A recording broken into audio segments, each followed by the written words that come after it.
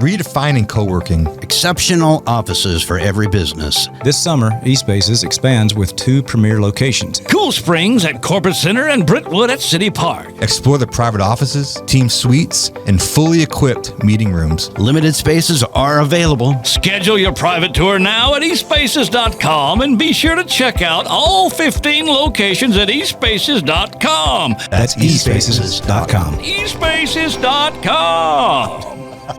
But most honors fade, like if it's something in most occupations, things that we do, like somebody might come up to us and say, hey, you got any hits out, anything on the charts?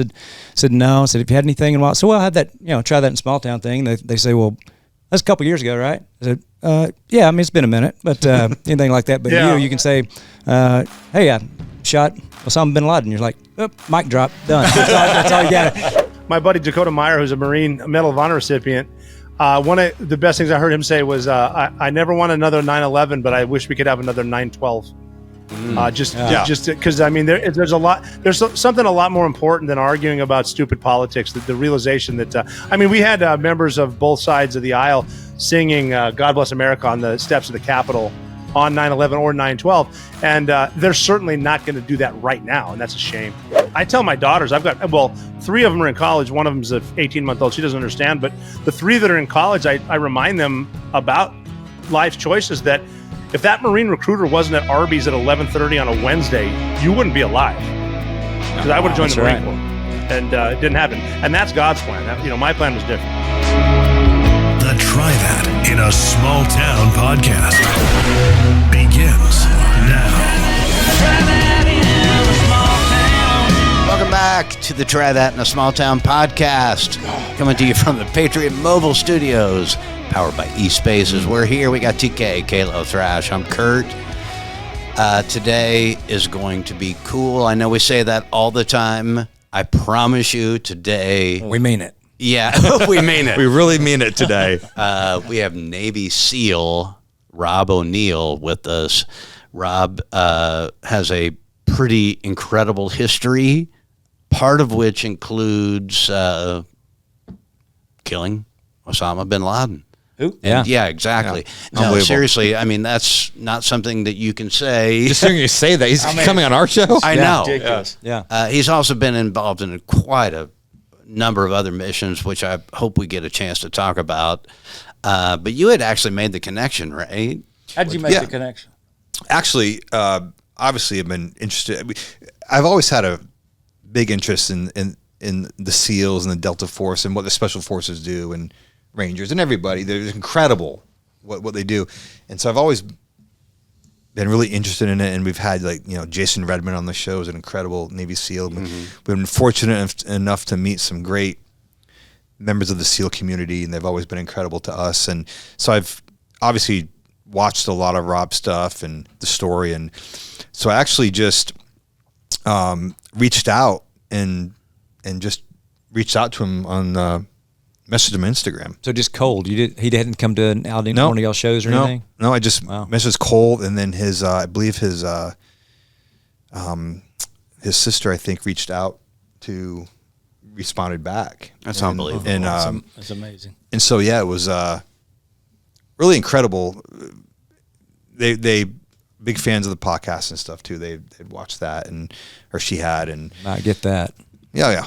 Anyway, but it was pretty. But it was still though. Rob gets asked to do this stuff every day. Oh yeah. So he didn't have to do it, and absolutely. And I mean, literally was just watching him 2 nights ago on the new Netflix documentary, which America's Manhunt, killing Osama bin Laden. It's a whole new thing, and he's featured prominently in the whole thing, going through. And it's pretty incredible. I'm gonna check that out. Yeah. I'm so thankful he agreed to come on here. So he didn't. There's a lot of other things he can be doing. I know it. And it's his anniversary, so his wife already hates us, which is getting in line with the other wives. But I think I would kind of be just, if I'm him, I'd just be driving around town, stopping at red lights, rolling my window down, looking over, and said, "Do you know I killed Osama bin Laden?" I thought you did that too. Anyway, did it. Did y'all know I wrote "Try That"? That's what you do when you have a hit or something. You go up to a red light and you look over and you think, Man, if they knew that I was one of the guys that wrote "Try This Small Town," they would. Should I bless them? Should I say anything? That's amazing. It gets you a free McDonald's number 2. It's fun making fun of yourself. Oh my gosh, let's not wait any longer. Let's get to Rob. Rob, thanks for coming on with us, brother. Oh. Yeah, of course. Thanks for having me. It's I'm a little late, a week late, but thanks for the invite. Yeah. So go ahead, bud. No, I was going to say you're from Butte, Montana. Is that right? Yeah, Butte, Montana. Lived there for the first 19 years of my life, and then joined the Navy on accident. So we used to play a club. We used to play a club called the Butte Depot. Is that still there? Oh. Yeah, the depot's still there. Absolutely. Yeah. I like that place too. It's a good spot for whatever it is you're into. How long ago were you guys there? And that was in the early days, like when I think Hicktown was out. So it would have been 04, 05, 06, somewhere in there. Ago. I think we did it for a couple of years. We did it back to back. It was one of our favorite places to go. It was great. Great parties after. Yeah, the depot's a good spot. And Butte, Montana's a really good spot too. It's really good food up there. They don't the portion size is not conducive to a good diet, and we can put gravy on everything. But it's really good place, great people, and no short. I love going back home any chance I get to Butte, America. Well, you said you joined the Navy by accident. I guess we're going to have to lead with that. What's that story about? Yes. Well, it was one of those things. Even after I joined the Navy, I realized that the majority of the all volunteer military is there because they got dumped by somebody. By a girl or a guy, whatever it is, and I got dumped by a girl. I was in college, living my life's plan, and the whole thing is if you ever want to make God laugh, tell him what your plan is. I was going to play basketball, get an MBA, and work for my father. And bad relationship, got dumped, and it was just time to leave Butte, Montana. And the easiest way to leave is to join the Marine Corps. I had 2 buddies that joined the Marine Corps, Ben and Jim, that were 2 years older than me. They'd always wanted to be Marines, and every time they came home when I was still in high school, they looked like Marines. I was still, not 21, but I'd see them out in bars. They look like tough guys because in Butte, Montana, it doesn't really matter. And so I just, I saw their uniforms. I want to be a Marine. I'd seen Full Metal Jacket, so I kind of basically know what a Marine is. And so I went to join the Marine Corps. There's a spot right there in downtown, and all the recruiting offices are right there. And I went to join the Marine Corps, and as luck would have it, the Marine recruiter was not in the office. The Navy guy was. And I went to see the Navy guy just because my 2 buddies that were Marines, they told me a joke, but it got me into the Navy office. They said the Marine Corps is actually part of the Department of the Navy. It's just the men's department. I went in there I just went in there to ask him. I was like, if anyone's going to know where the Marine is, the Navy will. So I said, where's the Marine? He said, why do you want the Marine? I said, I grew up hunting. I want to be a sniper, and Marines have the best snipers in the world. And he said, look no further. We have snipers in the Navy. And he kind of added, you got to become a SEAL first. No big deal. And then after that, we'll send you to sniper school. He brushed over the SEAL thing. I didn't know what that was. and I didn't know how to swim either. But this guy, I was looking at him, thinking I'm 19 years old. I'm kind of naive, but here's a professional recruiter. Why is he going to lie to me?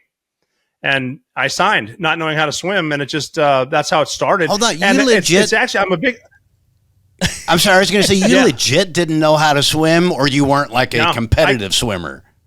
Well, I could keep myself alive, and because I'd been fishing.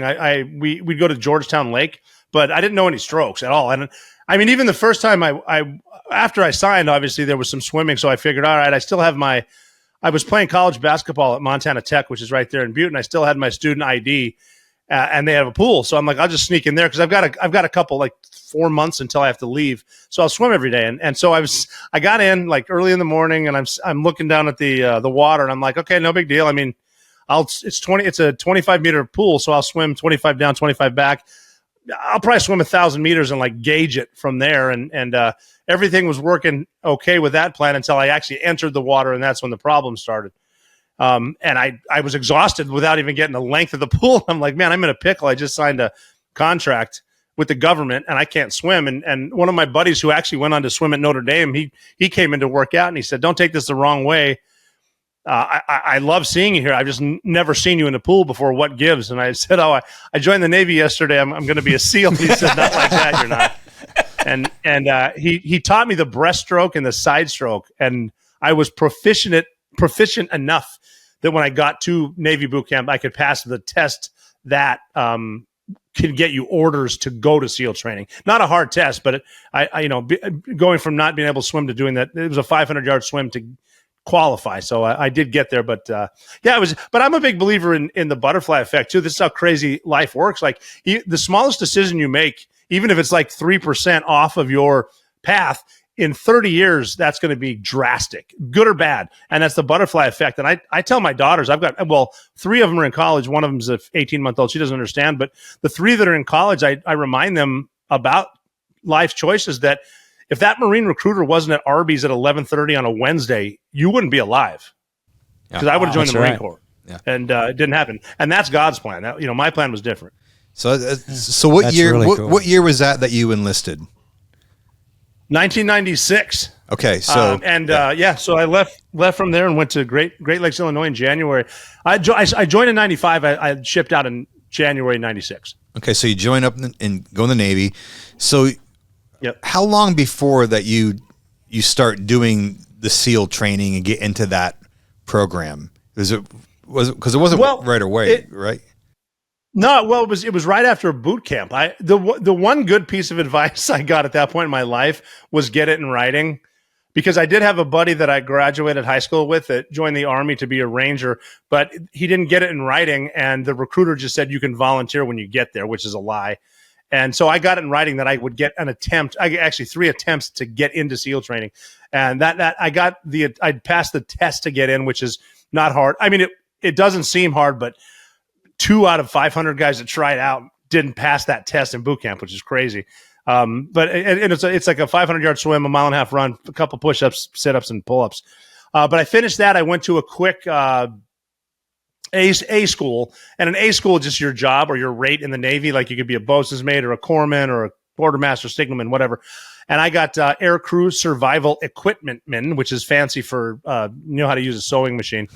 I was taught by Marines how to sew for 2 weeks in Millington, Tennessee, and then I shipped out to San Diego and I started SEAL training. So I joined in January 28th, 96, and I was in Coronado in mid-April to class up for SEAL training, basic underwater demolition SEAL training, class 208. And I got there, and that's when I realized I have no idea what I just literally jumped into with both feet. But I got good advice from some instructors there. I listened to, in between all the ass chewings and the beatings and all the stuff, that they will give you a little bit of advice with the realization that maybe in the unlikely event, as they say it, that you make it through training, I might have to work with you. So they do want good people. so Hell Week is what you're, I've always had this. Hell Week is famous, but it's not the hardest part. It's just people hear about Hell Week just because the name's cool and because you're awake from Sunday to Friday without sleeping. But I mean, even that was a mindset, because they taught early on through negative reinforcement that long-term goals are achieved through short-term goals. That, if you look like, and I've said this before, it's been quoted quite a bit, not my quote, but it was told me that at SEAL training, I know you've read the books, you've seen the movies, regardless of what you've been told, this course is not impossible. Okay, people graduate. You need to realize that. Look at me. I'm living proof. So this is an instructor saying to me, I'm never going to ask you to do anything impossible, but I will make you do something very hard, followed by something very hard, followed immediately by something harder, day after day after day, for 9 straight months, 8 straight months, whatever. And that sounds like a lot, but don't think about it that way. Don't think about graduation day. That's not how you achieve a long-term goal. Here's how you get through SEAL training. Wake up in the morning on time, make your bed the right way, and then brush your teeth. That's 3 wins. You just started your early day with 3 victories. Not bad. Make it to the 5 a.m. workout on time, or the 4 a.m. workout, actually. And as I'm beating you, don't think about the pain. Concentrate on your next goal in life, which is breakfast. After breakfast, your next goal in life is lunch. After lunch, your next goal in life is making it to dinner. And after dinner, do everything you need to do to get back inside that perfectly made bed. And because you took the time for yourself in the morning to make your bed the right way, regardless of how bad today was, and it will be bad, tomorrow's a clean slate. Tomorrow's a fresh start. And when you feel like quitting, which you will, do not quit right now. Never quit right now. That's emotion. Quit tomorrow. If you can keep quitting tomorrow, you can do anything. And that's advice I take. That's amazing. And even before, I'm making notes. Hell Week, I'm making notes, Rob. Could you repeat that, please? That's not even SEAL training. That's life advice. Yep. And before Hell Week, on the Sunday right before we started, he's same instructor. He said, "You're about to go to war for the first time, and the enemy is all your doubts, all your fears, and everyone you know back home that told you weren't good enough to do this. Keep your head down, keep moving forward, and you'll be fine."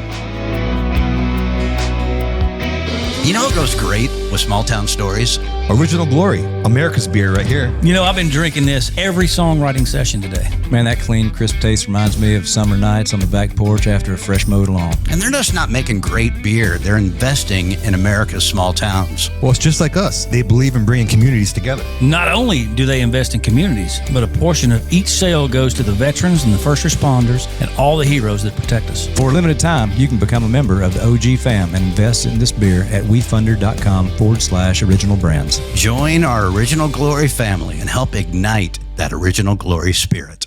My name is Glenn Story. I'm the founder and CEO of Patriot Mobile. And then we have 4 principles. First Amendment, Second Amendment, right to life, military and first responders. If you have a place to go, put your money, you always want to put it with somebody that's like-minded. Of course. I think that's the beauty of Patriot Mobile. We're a conservative alternative. Don't get fooled by other providers pretending to share your values or have the same coverage. Go to patriotmobile.com/smalltown to get a free month of service when you use the offer code SMALLTOWN or call 972-PATRIOT. Rob, you may not be able to tell. I'm not sure what clarity you have seeing this, but I'm a military man myself. And it wasn't a SEAL. It was regular Army, infantry, Fort Benning and all that. But it was interesting when you said you joined by accident or like people are running from stuff or you get broke up with. Because for me, I'd went to UTC for a supposedly a whole semester, but I only went for 2 weeks. But I went to school the whole half a semester and spent my dad's money, but I was playing pool up in the rec hall and gambling and stuff. And so I knew I was going to get in real trouble. So I had to find a clean way out, some way that he wouldn't, get so mad at me. So that mixed with watching Rambo First Blood, I went and joined the Army because of that. And so I wouldn't get in trouble. And I didn't get in trouble. But once I got there, I was like, I'm not a regular, but I should have gotten in trouble, because that's a lot. Yeah. That's so cool, and I'm not even talking about SEAL training, but the first day of boot camp or basic training, I realized that it doesn't matter what you look like or where you're from. We're pretty much the same. And one thing we all agree on right now, and this is dudes from South Central Los Angeles and Long Island and South Florida, all we agree on is we've all made a horrible decision and we're all terrified. But once but you also learn you can get used to anything. And I learned personally in the Navy how to ask questions. And once you get in the groove and get used to being somewhere, man, it's even right now with kids not sure what to do in life. There's an option right now. They can get you on a bus, 3 hots and a cot, and it's a great. I went through jump school at Fort Benning. I've worked with the Army quite a bit. Any of the branch, I don't have any experience with Space Force, but I mean that's just it forces you, with lack of a better term, forces you to man the fuck up and it's, your mom's not here anymore. So what are you going to do about it? And you learn. I learned how to depend on people right next to me. Which I mean, even eventually at SEAL Team 6, going to war, it wasn't for politics or why did we invade Iraq. It's for the dude next to me. It's for the guy in front of me, and I don't need to worry about what's behind me because there's a guy defending me. It's like you can do that right now. It's awesome. Yeah, that's great. Yeah, it helped me. I needed it. So that's really good. But just it's a wake up. I'm not a big believer in the draft or conscription, but a lot of this younger generation could use 2 years in the Army. That's exactly because that's the exact stint I had. I don't know if they have 2 years anymore, but it's kind of a college buddy program or whatever. And I went in with a buddy of mine who I thought was the toughest guy in my town, and I've learned that he was not. And because people break just in regular basic training, not SEAL training or Ranger or Delta Force, just regular basic training. You have guys there that are jacked and they're crying at night in their bed because they made a huge mistake and they can't get out of it. It's nuts. Yeah, and again, that's when the short-term goals come. Try to get some sleep, and it's even in the boot camp or basic training movies, they don't get it right. You're not waking up at 5; you're up at about 2. Try to get some sleep, get a meal, and you get to know your buddies. But even though being the tough guy right now too, when people say, "Would you do it again?" I'm like, no. Not a chance. No. But I know it is cool to see that. And again, too, I tell people that get into hard training like SEALs or Rangers or whatever. Just because you think someone's tougher than you doesn't mean they are. And if they quit, don't get emotional and think, well, he's so tough that I can't make it. Bullshit. You can make it. Yeah. He quit. That's his problem. That's just, I got a buddy of mine, Tom Satterley, who was at Delta Force, and he joined before me. He joined because he was going to a John Cougar Mellencamp concert in Indiana, and his buddy had joined, and he goes, hey, pull over real quick. I'm going to join the Army too. And he joined to be a mechanic, and then his first real mission in combat was Black Hawk Down with Delta. And he's saying, I love these young kids saying, I just want to get some. Everybody wants to get some until you're getting some, and you're like, I don't want to get no more. Wow. So, but it's an option for anyone, and I'm joking about saying if I had to do it again, I would tell younger Rob O'Neill, get straight A's, go to the academy and learn how to fly something cool, because being in a swamp with your friends looks great on a poster. It kind of sucks to be there. Right. So you graduate, obviously SEALs, and how long before you get your first assignment? What is that like? So you graduate, and that's got to be a huge achievement. Obviously it is a huge achievement, and are you waiting for what's next? Well, it was I graduated in December of 96. I graduated in December of 96. So obviously before 9/11, and there weren't any wars on the horizon. The Cold War was over, the Berlin Wall was down. All we had was Bosnia. And so the East Coast SEAL teams, mainly SEAL Team 2, were assigned there. So I was like, I'm gonna try to get SEAL Team 2, which I did, and maybe I get to Bosnia, and then it's I'll do my 4 years, and then I'll go back to Butte, Montana, and tell my story at Maloney's bar or whatever. And so the assignments weren't really there. It was mainly just training with allies in case of a war and for contingency. So we spent a lot of time in Europe, a lot of time training with the Special Boat Service, the SBS, the Brits, the German comp swimmers, the Norwegian Jaegers, things like that. But we're just training. We get a job here and there. We did get to Kosovo, some stuff in Liberia, but that was pretty much it. And it was intimidating at first because I didn't know what Navy SEALs did, but there just wasn't a lot going on. And there were guys here and there that did get some, and they were just legends. There were guys, Navy SEALs, that were assigned in Somalia with Delta and the Rangers. They got some stuff, and here and there, but rarely was there any shooting. And then I actually just finished a 40-day stint in Kosovo. I think I got back to Germany where we were staging on September 10th, 2001. And we'd gotten our gear obviously turned over, ready to rock and roll again. And I'm up at the comms or up at the operations center.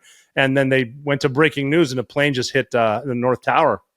And we didn't, they were saying, small plane just hit the tower. And we're like, it's a pretty big building. It's a big hole. And then the second plane hit. We're like, well, life as we know it just changed. So before, it was intimidating to go to SEAL Team 2, but I didn't even know what I was getting into. Then I kind of saw it, and then 9/11, it's like, well, they trained me to fight. I better re-enlist and find out what SEAL Team 6 is. Yeah. And that's a whole nother round of training to go to SEAL Team 6. Is that correct, or am I wrong about that? Yeah, yes. To get to, it's not really well known either. It's not in the movies, and you need to, there's a lot of prerequisites to get there. You need to, I think, a minimum of 5 years at a SEAL team with a minimum of 2 overseas deployments. I did 8 years and did 4 deployments. And then and what you have to do is you have to apply, get approved by your team. And the way the teams are broke up it's simple. The even numbers on the East Coast, odd numbers on the West Coast. So you get approved by them, take a difficult screening test, which is a long open water swim, a long run for time, a lot of pull-ups, a lot of push-ups, stuff like that. And then something as simple as they'll take your picture and hand it around to guys that are already there. And they simply give you a thumbs up or a thumbs down. And too many thumbs down, you're not even welcome. Then you have to pass an oral board, which is like a really bad job interview. Then they give you the psychiatrist for a while for the psychological evaluation. And I finished a lot of tests, and they were so weird. I asked the psychiatrist what was the point of the test, and she said, we're not trying to figure out if you're crazy. We're trying to figure out which flavor of crazy you are for placement. And then if they like you, you do another really hard physical test, and then they invite you to a 9-month selection course, which is longer than SEAL training. And I thought it was harder, but it's different because now it's not a group of sailors who want to become SEALs. These are experienced Navy SEALs trying to get to the Tier 1 level.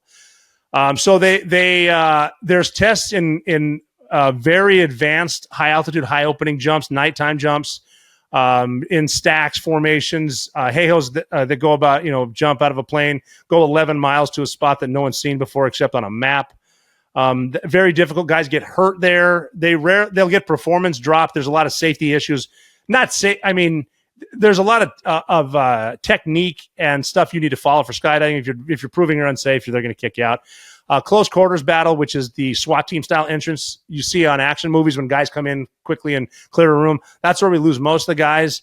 The entire course is based on that and just moves from environment to environment, because for us, combat comes down to an entry point, a door on a house, a hatch on a ship, or a cave.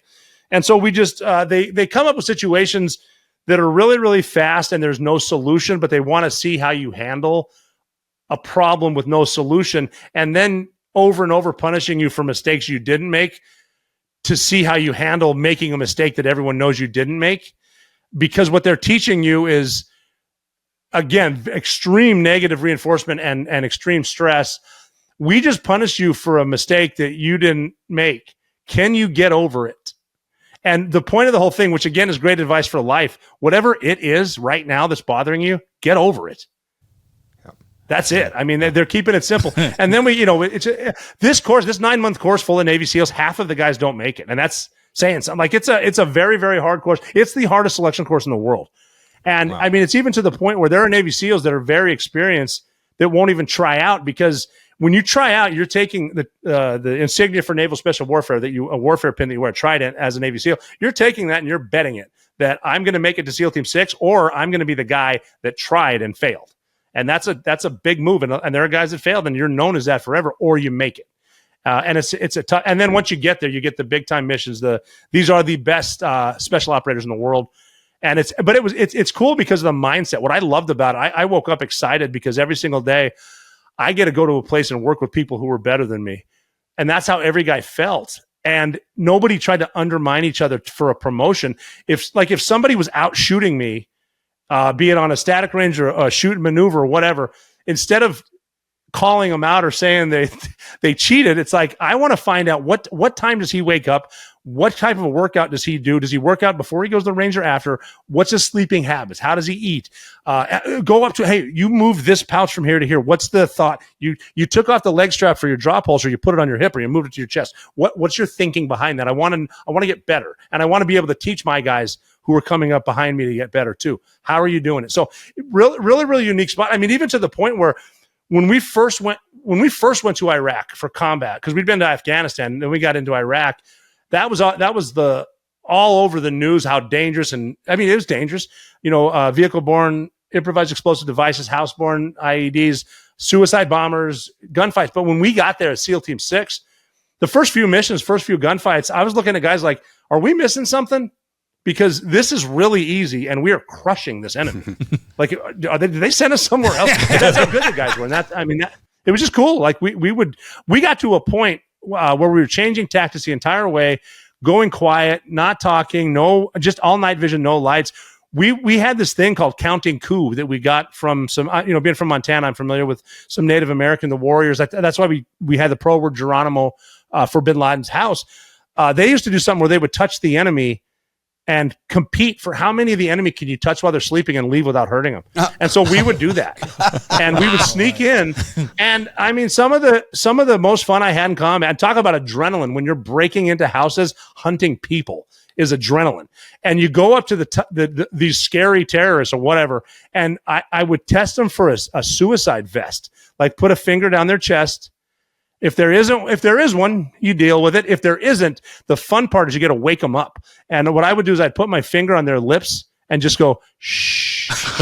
And they would wake up, and I would watch America's most hardened enemies completely shit their pants. And that was hilarious. Oh my God, that's amazing.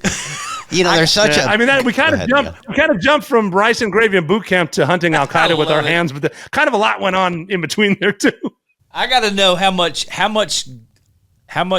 gun training, ballistics knowledge, or whatever before you enlisted did you have before you went in? And how much did you learn once you got in? I learned a ton when I got there. I had I was shooting a 300 Winchester Magnum growing up. Well, when I got into high school for elk and moose and bears and caribou, and I was familiar with it, but I didn't. For some reason, it was before Al Gore invented the internet, so I'm not looking stuff up and wind charts. It didn't seem, because it didn't occur to me that like if you put a rifle in a vise here and if you shoot it and drop a bullet at the same time, unless it's going up, they're going to hit the ground at the same time. So you got to learn your calculations, how the wind affects it. I would practice on milk cartons when I was hunting, but then I realized, you could get a much tighter group, much more consistency. The differences between precision and accuracy, stuff like that. I did go to sniper school before my first deployment, so technically the recruiter didn't lie to me. They did send me to sniper school. You already knew. I learned how to breathe, and you already knew all that stuff. Yes, sort of, but I mean, little things like if you're shooting a hunting rifle, a sniper rifle, limit the amount of touch you have on it. Like if you can, you're going to need your cheek well, but then you don't need your whole hand on there. You don't need your whole finger. You want the pad of your finger. I learned about follow through. After you shoot, you want to keep it there, back on your target, let it go. Follow through, stuff like that. Where I learned most about ballistics was not shooting; it was from spotting. That's the hardest part of being a sniper: spotting for your buddy. They have unknown distance tests on steel targets where you don't know the distance and you're spotting for your buddy, and you're making the call. You're both kind of, but you don't have rangefinders. You're doing mil dots. You're doing measurements and then adding up the math. And then when your buddy shoots, it's your job to follow the trace and see where it goes. The issue is if your calculation is wrong, he goes high or low. You got to know, and you got to have him adjust with his holds. And the pressure now is on the spotter because if the shooter fails because the spotter screwed up, the spotter's not getting fired, the shooter is. And you're kicked out of the course. It's crazy. That's different ways of pressure they put on you. And then you got to redo it. Then your buddy spots for you. And hopefully he does a good job and hopefully you didn't fail him. But I learned a lot more becoming a sniper than I knew growing up. Because, and again, if you hit a milk carton at 300 yards, great, you're going to kill an elk. But I want it tighter than that. The whole aim small, miss small thing. Yep. Wow. I was going to say, Rob, there's such a fascination, including for me, with military movies. And you've actually your team has been the subject of quite a few of them, including Lone Survivor, Captain Phillips, Zero Dark 30, of course. Which, just from a movie perspective first, and believe me, we want to dive into some of those operations. But from a movie perspective, which one of those did you think, or have you seen them? Which one did you think was done well? I think they were all done well. I think Lone Survivor was excellent because it shows a gunfight and how fast it happens. And I've never been shot, but just how quick and violent and permanent it can be. My only complaint about Lone Survivor was the mountains in the movie weren't steep enough because they filmed it in New Mexico, not in the Western Himalayas in Afghanistan, which is the scariest environment imaginable. That great movie. Captain Phillips was awesome. What I loved about that was after the snipers took the shots to rescue him, all they showed was the snipers putting their bipods up and leaving, not saying a word, which is accurate because that's how cool. I wasn't one of the snipers on that mission, but that was just the way they responded. I remember I talked to one of the guys who was in my wedding, who was the lead sniper on that initiated the fire. This is before the Bin Laden raid, and I talked to him and said, "You realize that you just performed the most historic mission in SEAL team history." And his response to me was, "Cool, can we go home?" That's just how awesome he was. And then Zero Dark 30 was fantastic because it sort of showed the woman it showed the woman who found him. And as far as I know, that was accurate as hell because that's what she was like. It was a team of women that found Bin Laden, but there was one in particular that was 100% sure. And nobody really wanted to bet on her. They would say 80%, maybe 75%. She'd say 100%. We'd finish training for the Bin Laden raid, and we would finish 10, 12-hour day, and we're talking around a 2-scale model about the perfect plan. And we get done with that long, long day, and she'd say, "All right, guys, Osama bin Laden right now is on the 3rd floor of this building. I don't understand why we're not going right now. Sleep well. See you tomorrow." Yeah, she was sure. So they did a good job with that. Yeah. Oh, she knew. And she convinced us. I was 100% sure he was on the third floor of that building. So great movie. And they did a really good job with I could pick apart tactics all day long. They had to Hollywood it up a little bit, but the actors were great. Anything Chris Pratt's in, I'm a big fan of. And they like, my only issue is they didn't have big enough tattoos. They had little fake tattoos when they were throwing horseshoes and pot collars. We didn't pull that shit either. Well, that's amazing. And also, I just, Tully had turned me on to it. You're featured pretty prominently in the new Netflix thing, The American Manhunt, Osama bin Laden, which I thought was actually pretty well done, taking us through that whole mission, which, so back me up just a little bit, and maybe for our viewers, how long before you went that night did you know about the mission, and when did you know that it was to get bin Laden? Well, we knew about 3 weeks that was bin Laden, 3 weeks before. They had, when they first told us, because we had just finished a rotation in Afghanistan. And what we do after, you come back from war, you get some time with your family, and then you start training again. So we were off on, after war, we give ourselves good deal trips. Like I took my crew to Miami for diving. And we're doing diving. We're doing tactics for how to hit a mothership in Somalia, but then we're on South Beach at night. Like, a good deal. Some guys were rock climbing, but it happened to be in Las Vegas. Like, they're having a good time. And they recalled some senior guys, like about 28 of us, back from the trips and then up to Virginia Beach. And the way it started, this is about 3 weeks before the mission, they said, this is not a drill. This is real. This is not an exercise. We found a thing. And this thing is in a house, and this house is in a bowl in these mountains, and this bowl is in a country, and you guys are going to go grab this thing, and you're going to bring it to us and show us. Wow. And we're sitting there, and we've been, the most experienced guys at the command, and we're like, okay, cool. What is the thing? Well, we can't tell you. Okay. Well, where's this bowl? Which mountains? Can't tell you. Okay. Which country is this? Can't tell you. Huh.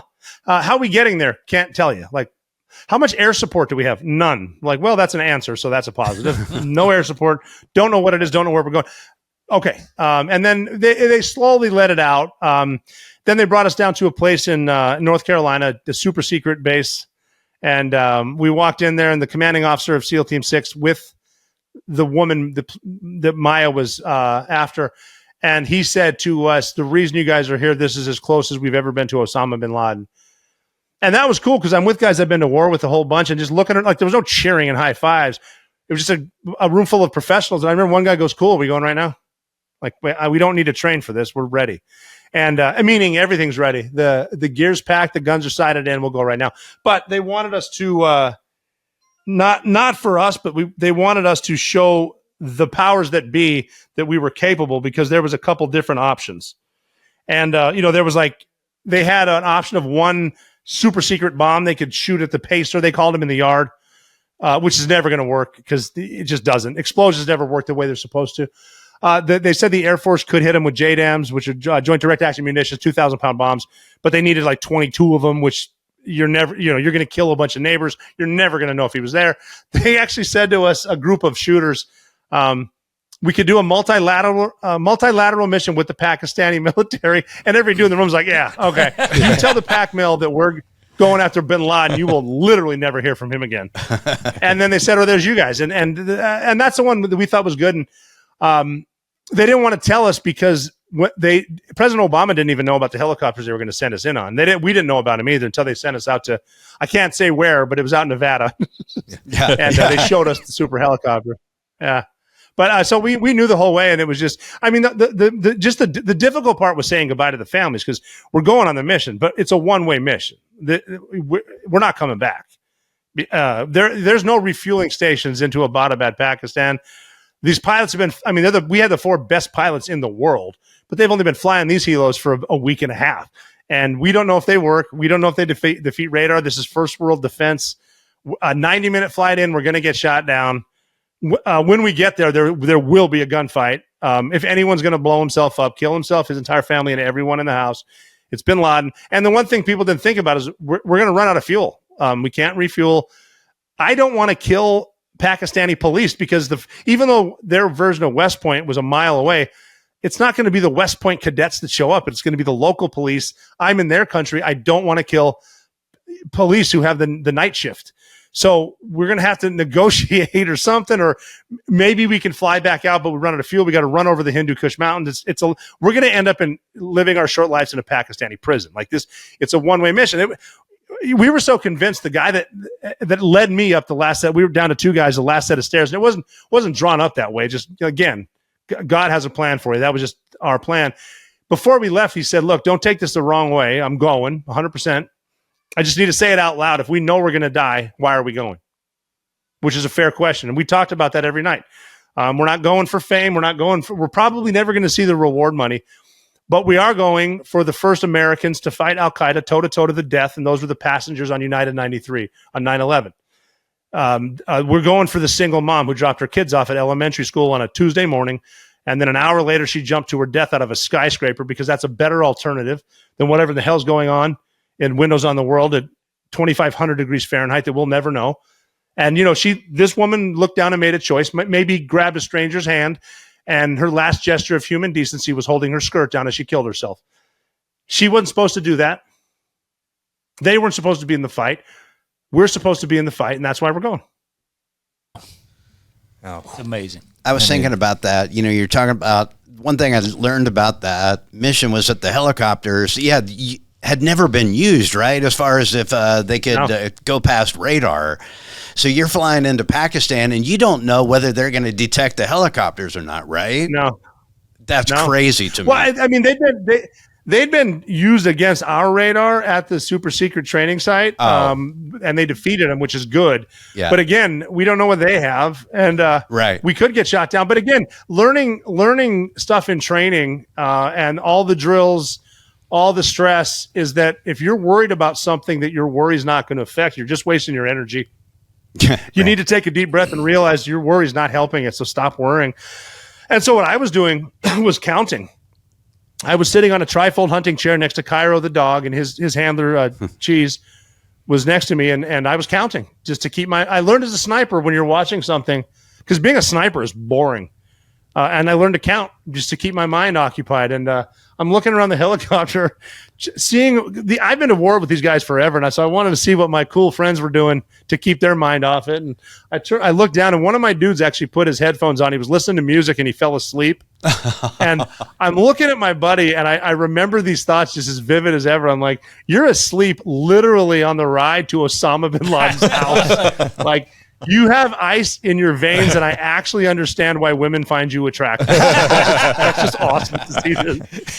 That was going to be one of my questions. I guess you answered it. I was like, one of my questions was, what and if you were listening to anything on the helicopter ride over? I mean, just for a pregame. Yeah, I honestly was listening to. There's a song called "Red Nation" by The Game and Lil Wayne. And he talks about blood on the floor, throwing blood in the air, blood on the ground. I killed Satan. And we were Red Squadron. It's Red Nation. It's time to kill Satan. And it's a badass song.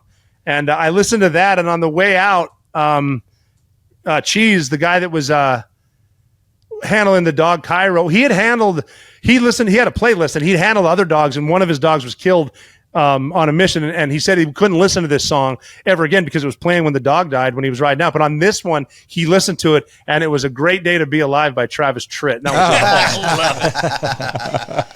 and I told Travis that too, and just said, thanks for being a part of American history, brother. That's awesome. That is awesome. Yeah. So that's crazy. So you're heading over there. You're at middle of the night, right? When you headed for the mission. You said, how long was it? 90 minutes flight? Is that what you said? Yeah, 90-minute flight in. And then we wanted to be on the ground for 32 minutes, and we ended up being there for 47 minutes just because we started finding so much stuff there that we couldn't leave. And then it's like, we got to go. Plus, we had to blow up a helicopter that crash landed in the front yard, and we had to call in another helicopter. Well, that's what I was going to ask. So, yeah, there's 2 helicopters going in, right? And one of them crashes right as it's about to land. Yeah. I mean, so obviously you got to be prepared for anything. You guys train for crazy scenarios. Was there a scenario that you trained for if that situation happened? That was actually funny because when I said we would train all day on a site that looked like his house, and then we got done, we would talk. Someone had built a to-scale model of his house, so we talk about it, whatever. And one night, the boss, very tired. I don't know. This guy worked on no sleep. We came up with the perfect plan. We had the best tactical minds around, and we had it. We rehearsed it, and then one night, the boss said, "What's the worst thing that could happen?" And the youngest guy in the room said, "Well, the helicopter could crash in the front yard." And we're all like, "What the fuck, man? Why would you bring that car on us?" Like that? No. And he like backpedaled. He's like, "I don't know. Maybe we should talk about that for 30 seconds." And that's exactly what happened. But we were able to take that potentially catastrophic event and turn it into something great. Again, not because our perfect plan didn't come to fruition. It was our preparation to get there. Mm-hmm. And the way the preparation works is don't talk yourself into an ass whipping. Don't overcomplicate everything. When I get asked, I mean, you keep it simple. If you want to be fast, slow down, man. Stop doing so much. When people said, "Hey, that was a big compound. How did you guys clear it?" And I said, "Well, if the guy in front of me went left, I went right, and we did that over and over and over. That's it." And I would tell guys in training, like, stop yelling about you don't need to yell "fire in the hole" because it sounds cool. If you see someone put a bomb on a door, assume it's going to blow up soon. Yeah. You know, when you turn a corner and point up, I don't want to hear you yell "stairwell." I'm going to assume it's either a stairwell or you just ran into a 15-foot Al Qaeda guy, and we got a problem either way. So just calm down, take a wrap off, slow down. Slow is smooth, smooth is fast. That's it. But we did have the plan for everything. But here's a really cool part about how that administration did not get political with this at all, and they get shit. You know, obviously, Obama and Hillary Clinton were there, but so was Secretary Gates. He was a Republican. Here's how it was just the right thing to do, because if we screw that up, which we almost did, Obama's not getting a second term. And it's just that simple. And so he didn't make a political decision. He did what was right. And the coolest thing about it is I wasn't there for this, but I was told the conversation happened.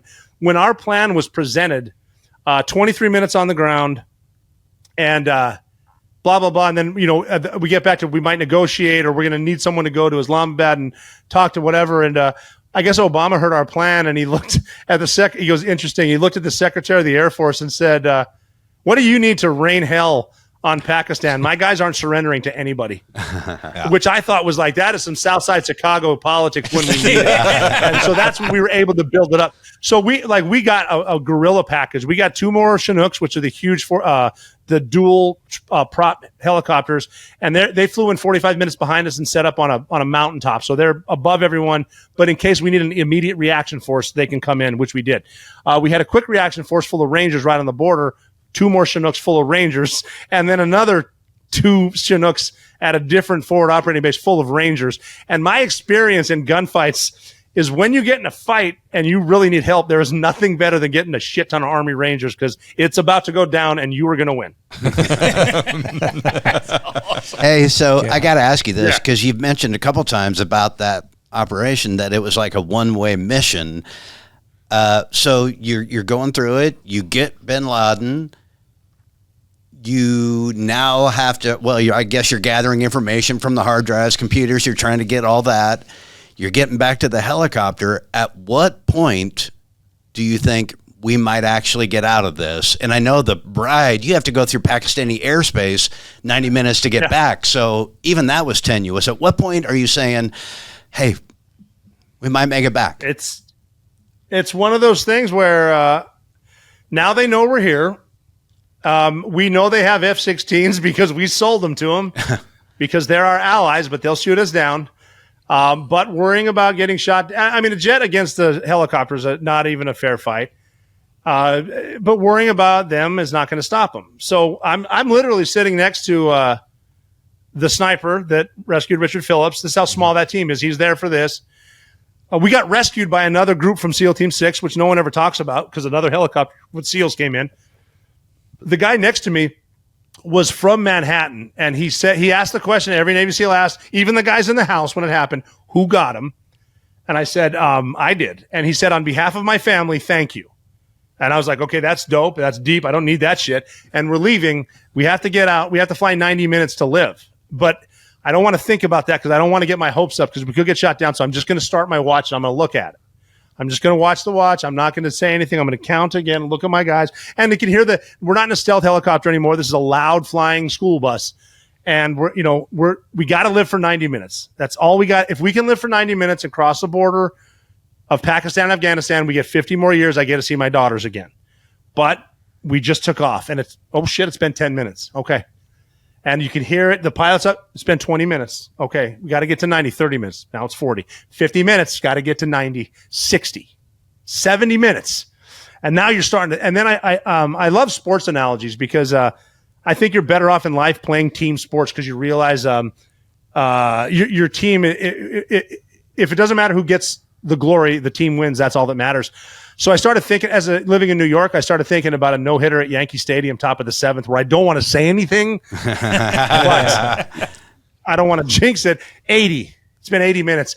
Then I started thinking about the greatest event in the history of, I think, all sports. Was the 1980 Winter Olympics when USA Hockey was playing the greatest hockey team ever assembled, the Soviet Union, who hadn't lost a game since like the 50s. And they'd won every gold medal. They're winning games by 10 goals. And this team of American college kids has absolutely no business being on the ice. But now they're winning. It's 4-3 in the third, and you can hear the crowd. 10, 9. We could still screw this up, but 6, 5. And then the pilot came over the radio, as cool as pilots do, and said, all right, gentlemen, for the first time in your lives, you're going to be happy to hear this. Welcome to Afghanistan. Unbelievable. And man, this is such an incredible. That's when the high fives came out. This is such an incredible for us to talk to you. It's so honored. And I got to ask you, and I know you've talked about it over and over again, but can you talk about those moments like leading up right before you got them, and the moment right after when you realized you got them, and how that looked to you? Yeah, like, the woman. See, because the first helicopter crashed in the front yard, we got outside of the compound, outside the walls. My team was supposed to drop off snipers and go to the roof, but our pilot saw them crash, so we were put out there. We had to figure out a way to get in. So by the time I got in the house, I just had a front row seat to watch my guys work in a house that could blow up at any moment. And I remember looking, and I tell people this too. I've gotten into a room because I hope you're never in this situation, but if you find yourself in a gunfight in a house, get out of the hallway. That's just good business. Trust me on that. So I'm in this room and I'm kind of peeking out, watching my guys, and they could die at any second, but that's not stopping them. And they're not freaking out. Slow is smooth, smooth is fast. They're doing breaching in order. They're checking the door, kicking the door, mechanical breach, explosive breach, entering, finding people, and moving. And the woman that found bin Laden said, I know you don't want me to tell you what it looks like in the house because I don't know, but I will tell you this, there's going to be stairs. And on the first set of stairs going to the second floor, you're going to run into Khalid bin Laden. He's 20 years old. That's his last line of defense. Here's how cool this woman was. She said, and if you can ace him, you get a shot at the big guy, which is cool.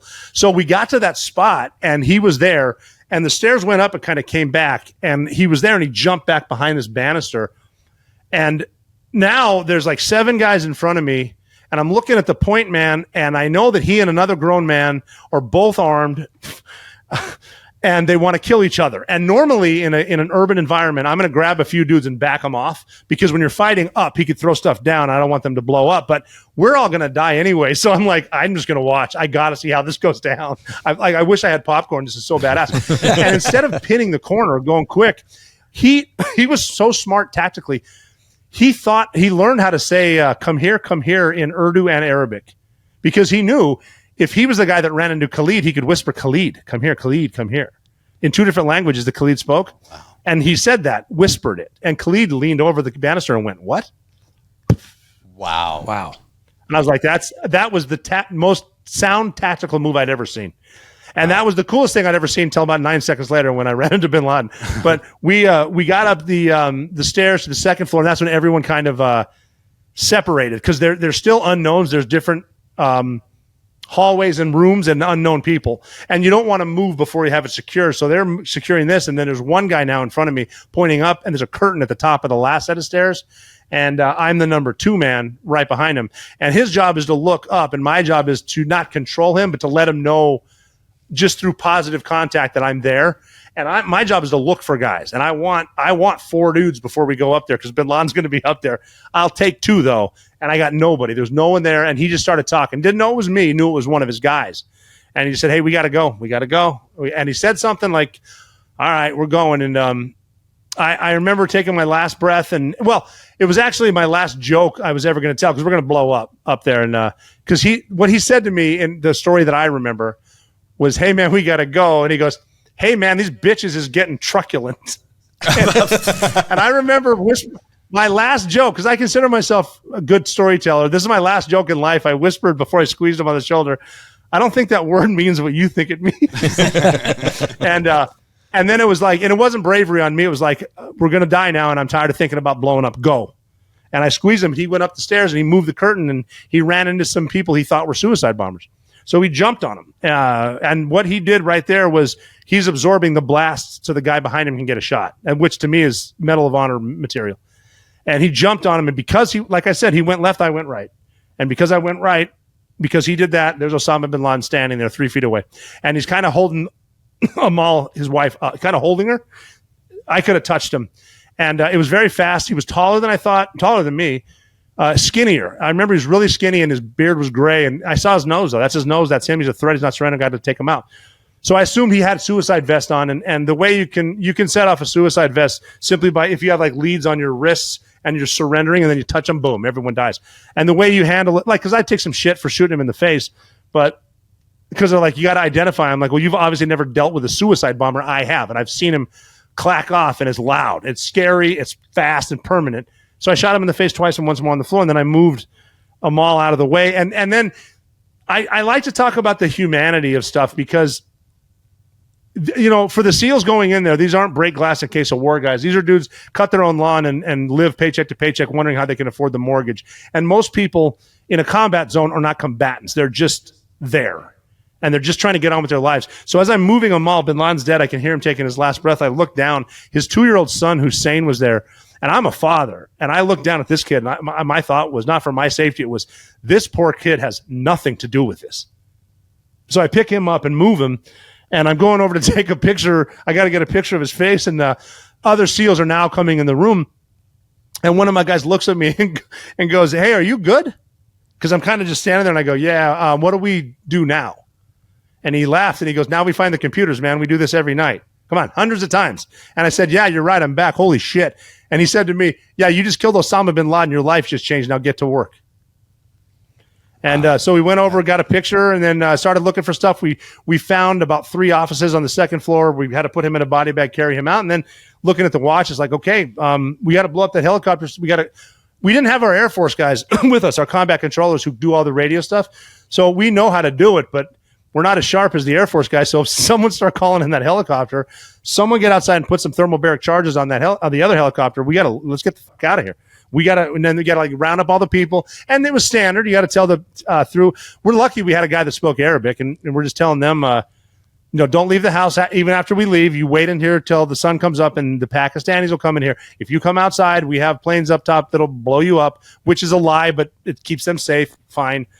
And put the body outside. The first team grabbed his body, got him on our helicopter that we flew in on. They went to a mountaintop to refuel with one of the Chinooks, and then we called in the other Chinook, and it came to get us. And then we hopped on. And I got to reiterate the bravery of those are more pilots, more air crew, and more SEALs that they put their butts on the seats, and they could have got shot down, and their families would have missed them as much as they miss us. So, like, I got in the room and killed bin Laden because of the guy in front of me, but there were so many heroes involved with that. The pilots deserve all the air crew guy that brought us in. His job was to make sure that the thing could fly and the door could open when we landed because he knew how to open the door. Could you imagine if we couldn't figure out how to open the door? Like, you got 2 helicopters full of assholes that can't get out. Like, there's so much heroism involved with this mission, and a lot of guys don't get credit for it. That's so amazing. And you've been on the other side of that, right? In Operation Redwing, were you, or am I wrong that you were part of the rescue mission? I was. I was one of the guys. I saw a lot of those guys right before they died. I was one of the last guys to see some of those guys alive. They had already inserted the snipers up in the Korengal Valley, which is basically the most dangerous place in the world. And I was talking to the guys that were going to do the raid. So my buddy Dan Healy, who died on the plane, I went through sniper school with him, and he's from New Hampshire. So we were on this base in Jalalabad in a tent, and we were talking about Sam Adams beer. And I tried, me and another guy from Team 6 tried to get on the mission. And our command in Bagram said, no, there's no one from SEAL Team 6 getting on those helicopters because there's missiles. We know it, and they're going to get shot down if something goes sideways, which I didn't believe. And then, we told them have a good fight. We went back. I was living in a safe house in Jalalabad, Afghanistan, which is nuts if you were there today. That's a very dangerous place too. But we had a kick-ass little place with a mini pool, and we could watch The Shield every day. But then, we were outside. The sun came up, and a ranger came out and said, "Hey, your boys just got fucked up, and we got to go up there, and they're not going to fly us. So go find vehicles or find whatever, and we're going to walk." And so we commandeered vehicles, everything from Humvees to Hiluxes, some donkeys, and we tried to find as much box water and shit, and drove them till we couldn't drive any further. Then we walked up, basically to 10,000 feet in 100-degree weather, humidity, just miserable. And we were looking for the crash site, looking for Marcus Luttrell and looking for Matt Axelson, because we'd known at that point that Danny Dietz and Mike Murphy, Lieutenant Medal of Honor recipient, were dead. So we went to find Axelson and Luttrell. We were up there for a long time. They did fly guys in from my squadron to the crash site. We went back down, did run into some Taliban guys, and we got to use A-10s for the first time on them. And I did it in training, but not in combat. An A-10 is basically a gun as long as your house that the Army brought to the Air Force and said, "Make this fly." And they did. And it sounds like a Dragon. It's the one that shoots like, I don't know, 4,000 rounds a minute. And if you haven't seen an A-10, when we're done with this, go online and A-10 videos. You won't believe it. So we called some of them, and we went back down to a safe house in Asadabad, Afghanistan. And then a guy came up with a note from Marcus with his name and his social security, and was like, "Well, we got to go up there now." And so we were awake for about 3 days. It's just a terrible. I mean, this is like going back to the 10th century too. It's a different world. These are different people that I don't know how they survive up there. But we were up on top of a mountain looking for Marcus, and I remember looking at my guys and saying, after being awake for 3 days, and we're popping pills to stay awake and whatnot, I said, "This is why training is so hard. Because if we were going to quit right now, where are we going to go? There's nowhere to go. We're just here." And that's I guess when you look back, that's why the instructors are so hard on you, because maybe one day we'll be up on a mountaintop in one of those valleys, and I can't have you thinking about quitting. Even when we found out Marcus was up one more ridge and then down the hill, and one of my guys just stopped and said, "I don't think I can go any further." And I said, "Okay, we'll just tell Marcus's mom that we were so close to getting him, but we couldn't because you got tired." And he goes, "You're right. You're right." And he stood up, and I go, "Do me a favor. Tell me that exact speech in 3 seconds, because I don't think I can go any further." And we just kept going. And then we're on our way down, and some badass Rangers flew in and grabbed him. And we're like, then it's like, okay, they got him. Like, well, shit. Now where do we go? We're just here. So, son of a bitch. It's not like the movie ends and the credits roll. It's like, now you got to get out. Yeah. Right. Well, it's just amazing because, just sitting here and listening to you I'm just thankful for guys like you, as I'm sure everybody is, but most honors fade, like if it's something in most occupations, things that we do, like somebody might come up to us and say, "Hey, you got any hits out, anything on the charts?" Said no. Said, "Have you had anything in a while?" So, "Well, I had that, try that in small town thing." They say, "Well, that's a couple years ago, right?" I said, "Yeah, I mean, it's been a minute, but anything like that." But you can say, "Hey, I shot Osama bin Laden." You're like, "Oh, mic drop, done." That's all you got. That honor stays forever. It's just amazing. It is. I mean, it's an incredible honor. I was honored to be a part of that team, and honored to follow the guy in front of me up the stairs, and just to be there, and I mean, just the pilots to get us there, unbelievable. That I'm never getting rid of it. I even we all get haters online, and they're like, "Hey, I'm Rob O'Neill. I won't stop talking about bin Laden," and my response is, "Stop asking." I'll never talk about it again. So people ask me. It's like, you got to imagine being me. Every single dude I meet ever, anywhere, ask me about bin Laden. I went to the bank and I went to the post office today, and I think I told the bin Laden story 4 different times. Yeah. Wow. You know what though? But it's cool being in New York, because New York is awesome. It'd be fun. But seriously, for us, and we've been fortunate enough to know a lot of great SEALs just like yourself. Like they've always come out to a lot of shows. We go to Virginia Beach, and we've They always come out. We go to San Diego, and it's our favorite. Like Jason Redmond's a good buddy of ours. He's come out and he's awesome. He's awesome. That dude is incredible. He's incredible, and his family. And it for us, it's the least we can do, But it is for us. It is good to hear about it, even though maybe you supposed to talk about it or not supposed to talk about it, whatever. Like, it's one of those things in our country and our history that it does mean a lot for us to kind of hear what it was like. You know what I mean? Like from you and those guys there. I really appreciate that too. Thank you. And I was just making light of it too. I have a tendency to do that. No, even when I got back from my name dropped as soon as it happened. Like you don't keep that a secret. Everyone was talking about it, but I told my kids. So one of my daughters was 7 years old, not allowed to talk about it ever. Still doesn't. And we were sitting on. It was 7 days or something after the mission. We're sitting on our couch watching TV, and obviously they're all talking about Bin Laden, whatever.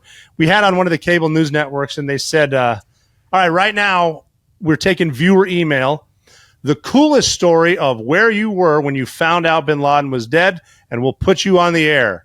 And my daughter goes, "Oh my God, Dad, you got to email him. Just tell him you were in his bedroom. You'll get on TV." That's amazing. I know, she's so funny. Yeah, I would use that for the rest of my life, even in comedy things. I'd be laying in bed and says, "Well, baby, you want to make some sweet love?" And she goes, "No, not tonight." And I'm like, "You do realize I killed Bin Laden, right?" There's so many opportunities for it. And if you're 90 years old, I'd be using that. Just. I'm gonna have to. My wife's kind of over it already. Yeah, that happens with all of our wives. Yeah. Man, what's funny too is I'll hear someone will tell me a story about some dude that was lying about being the guy that killed Bin Laden in a bar. I'm like, well, did it work? Good for him. Yeah, right. That song, I'm sure you're familiar with it. Daryl Worley, "Have You Forgotten?" You heard that song? Yeah. I know it's an older song, but I was looking that up today. That should be played every morning for everyone who wakes up. Yeah, and it's just great. As Win Varble and Daryl Worley, right? That wrote that, and just reading those lyrics and everything, especially for you guys, listening to something like that. Yeah. And they say, "Don't worry about Bin Laden. Have you forgotten?" Yeah, I know. And it's just so cool. Right. And for a songwriter, but one of the first things you think is, that's the best rhyme I think I've ever because I guarantee you if you plug that into Rhyme Zone, Bin Laden doesn't pop up. No, it does. Yeah, it's part of the algorithm doesn't want to come up. Yeah. Well, even saying that though, my buddy Dakota Meyer, who's a Marine Medal of Honor recipient, one of the best things I heard him say was, "I never want another 9/11, but I wish we could have another 9/12."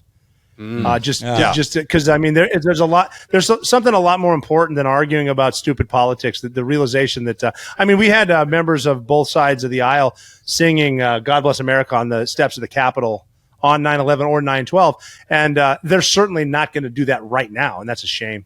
Yeah. Agreed. 100%. Hey, before we let you go, we have to ask you this. The NFL season is upon us. First of all, how are your Redskins, I guess Commander is going to be? And second of all, are you in the camp of trying to get the Redskins name back? Yes. Yes. Okay. I do not believe in boycotting anything. I don't let politics get in the way of my ice cream. But with the Commanders, it's like losing a family member. I can't. Yeah. There's no love there. I can't. I've been a Redskins fan my entire life, and they took that away. And it's like I want to see them do well, and I'd love to see the Commanders win a Super Bowl. But it's not the same feeling as it was like when Mark Rippon won it, or when with Joe Theismann or with Doug Williams or all the the great Redskins before. I'd like to see him win, but I like fantasy football now because at least I can cheer for something. I think the only people who have it worse than me is how Cleveland snuck the Guardians overnight. Dude, Guardians is the worst name that has ever been given to a team. Coming, man. And the Indians, man. Charlie Sheen, who played in the best Navy SEAL movie ever, was also the best pitcher for the Indians ever, and they took that away from everybody. No, I'll never relent. I'll never not call them Redskins. Ever. Yeah. I will always. I had a solution. All they had to do was put a potato on the helmet. Boom, you're the Redskins again. That's pretty good. That just happened.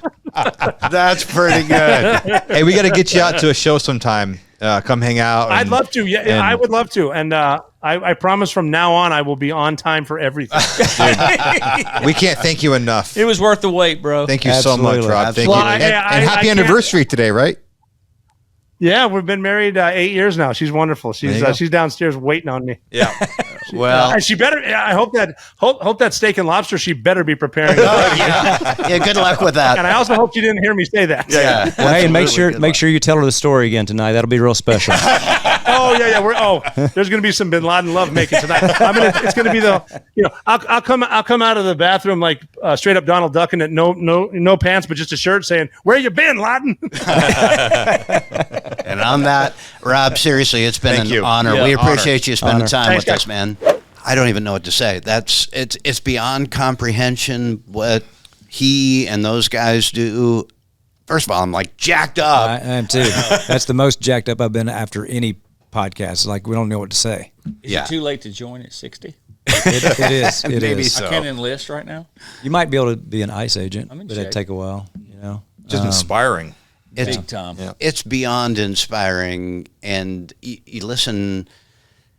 It's kind of weird because I do want to ask every question because we just have that thirst for that knowledge, and then you kind of felt weird. But it's like just hearing him take us through the hallways, or walking up and then turning right, and then Bin Laden's 3 feet from his face. Yeah.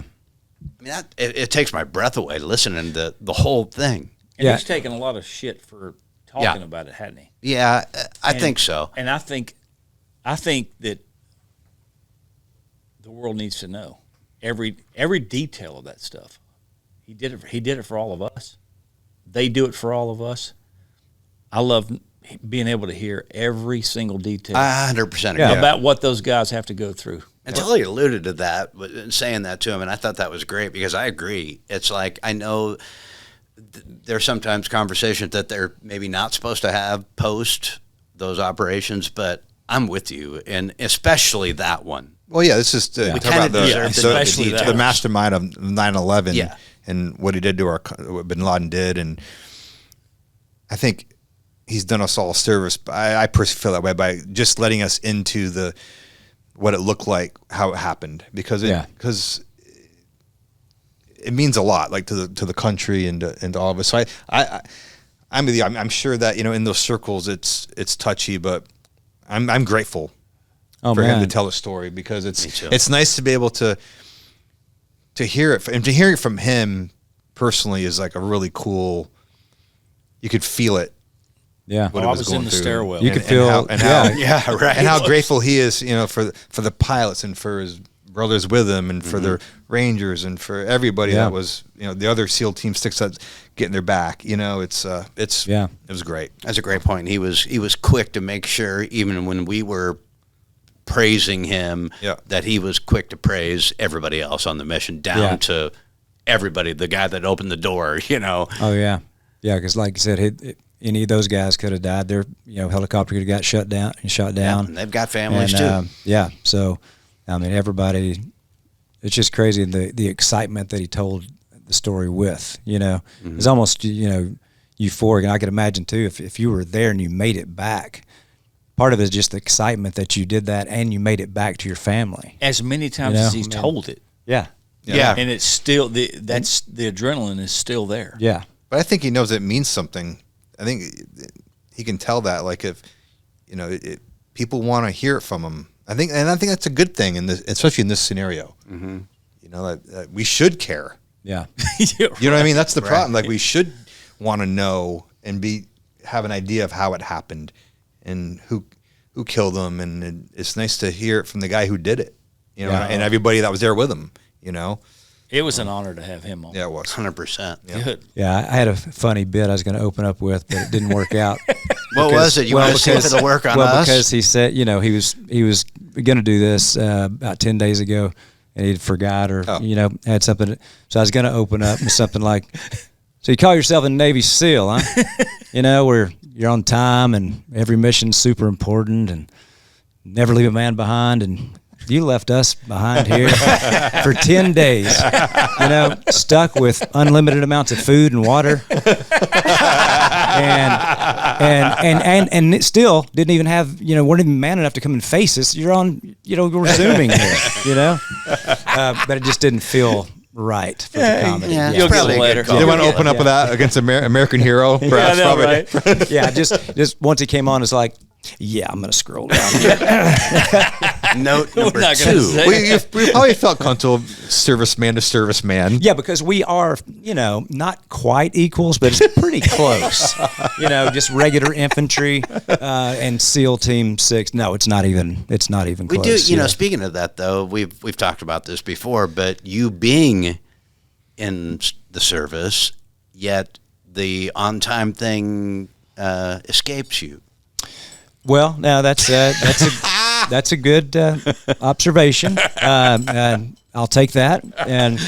But I wasn't really late. I hadn't been late yet I haven't delayed a podcast yet. So that's one thing I haven't done. You're right. I am late for you co-writes. are dangerously close. Yeah, I know, and I'm getting. Yes. What does dangerously mean in that Like right on situation? it. If are we we going to tape fire at 5, Kalo it's 4:59. if he's like a minute late? It's like we're gonna take a vote if you're in or out anymore. It's like, but you're right. We should give you credit where credit's due. You have not actually held up the beginning of You an haven't episode. yet. That's true. Not yet. Out of 70 episodes. Wow. We've gotten that far. Yeah, right? Yeah. But what our listeners don't know, you're such a people pleaser. I know. It really rubs. It's a real dilemma. You're very militant about a lot of things. Yeah. Yes. It is a conundrum. It is. It is. But, and my mom listens to this, and she always hates when I say it, but I was raised late. I mean, we were late everywhere. Oh, really? Church, So you're gonna blame your mom? No, not blaming her. That's a new twist. She had mom. I love Rob you. O'Neill's not blaming his mom. Mom, you're the best. I love you very much. But no, we were late. That was to a part lot of your family things. culture is being late to and things. so, and some people, like, I think when you grew up, you were never late for anything, right? So you're Not much. always on time. Always.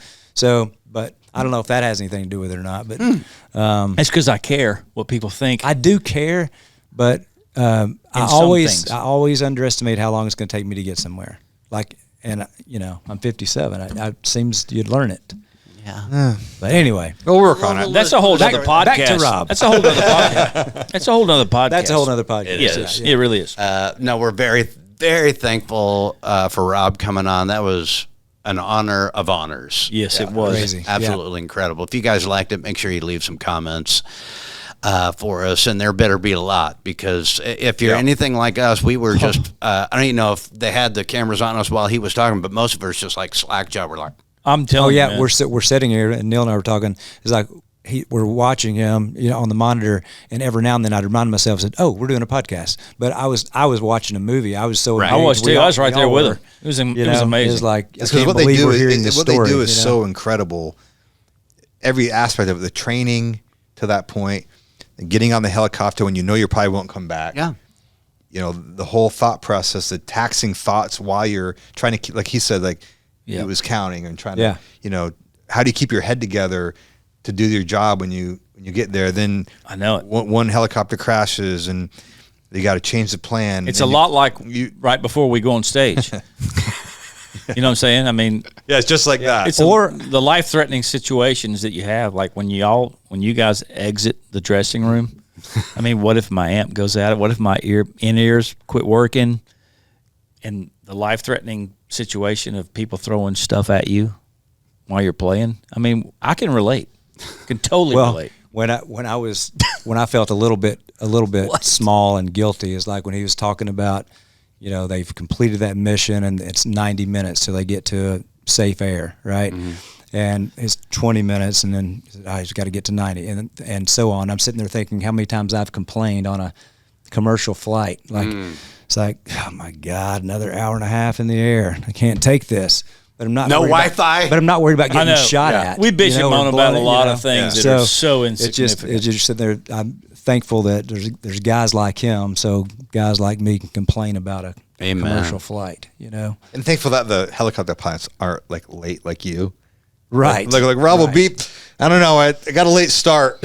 Well, we'll be there. We'll be in Pakistan in, I don't know, 30. I don't think I would have been late for that. Thank goodness you didn't go to flight school. There would have been more accountability. I tried to go to flight school. I'm glad you didn't. Yeah. No, not flight school, jump school. No, I didn't. Not little flight difference. School, sorry, little difference. Yeah. Well, thank you for your service Complete regardless. difference. Yeah. Thank you very much. You still get credit for we do. that. Thank you for your service. Thank you, absolutely do. So that's why you get that slack with being late. Yeah, I'm working on it. No, you're not. That's a freaking lie. Back to Rob. Back to Rob, everybody. We got to go. But we do want to thank everybody for listening. We want to thank Patriot Mobile. We want to thank Espaces. We want to thank Original Glory. And seriously, leave us some comments because I think we're going to get some good ones this week. Also, download. Also, follow us on X. Follow us on, where else? Insta? TikTok? Yeah. Yep. Can you believe we're on TikTok? Isn't that? What is TikTok? Okay. Just follow us on TikTok. 4, TK, Kalo, Rash, Purdue. call me whatever you want. This is the Try That in a Small Town podcast.